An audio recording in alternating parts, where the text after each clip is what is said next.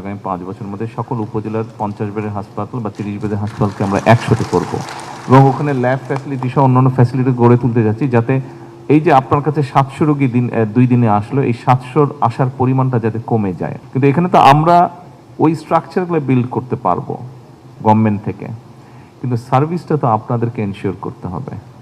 ওটা তো আমি পারবো না, ওটা উনি পারবেন বা আপনারা পারবেন। আমার একটা প্রশ্ন আপনার কাছে, এই যে বললেন সরাসরি এই 700 রোগী 2 দিনে প্রায় 700-750 রোগী, 700 রোগীর মধ্যে হয়তো দেখা যাবে অন্তত half of them were from outside Dhaka, তাই না? Most of them were from outside Dhaka.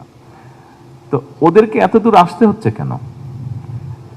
Sir পরবর্তী গ্রাম থেকে আসতে হচ্ছে কেন? কারণ ও গ্রাম থেকে তো ইউনিয়নে যাবে, ইউনিয়ন থেকে উপজেলা বা থানায় যাবে, থানা থেকে জেলা যাবে, জেলা থেকে গাড়িতে করে আপনার কাছে এটা আমার বক্তব্যের পয়েন্টে এটা স্যার, যে one patient can come to the tertiary level hospital with 10 টাকা ticket directly. There is no definite referral system in our country, sir. কেন নেই?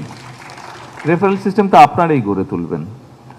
স্যার আপনার আসলে আশা করছি আপনি যদি একটা আমাদের নির্দেশনা দেন, আমাদের স্বাস্থ্য মন্ত্রণালয়ের মন্ত্রী এবং ডিজি মহোদয়দের সদিচ্ছা থাকলে আমরা গ্রহণ করতে পারবো স্যার। আপনি গত কয়েকদিনের নিউজ যদি ফলো করে থাকেন, গত 1-1.5 মাসের নিউজ ফলো করে থাকেন, আমরা কিন্তু সেভাবেই চেষ্টা করছি।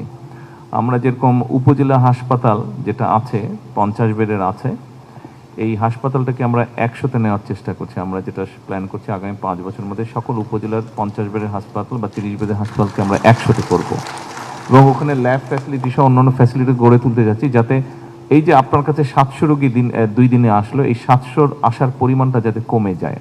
কিন্তু এখানে তো আমরা ওই স্ট্রাকচারগুলো বিল্ড করতে পারবো গভর্নমেন্ট থেকে, কিন্তু সার্ভিসটা তো আপনাদেরকে এনশিওর করতে হবে। ওটা তো আমি পারবো না, ওটা উনি পারবেন বা আপনারা পারবেন।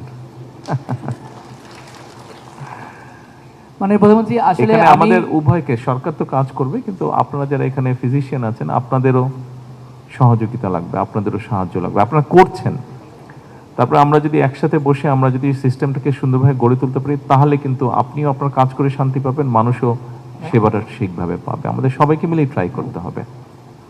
Thank you. আর কিছু বলবেন? মানে প্রথমে 30 সেকেন্ড বলি।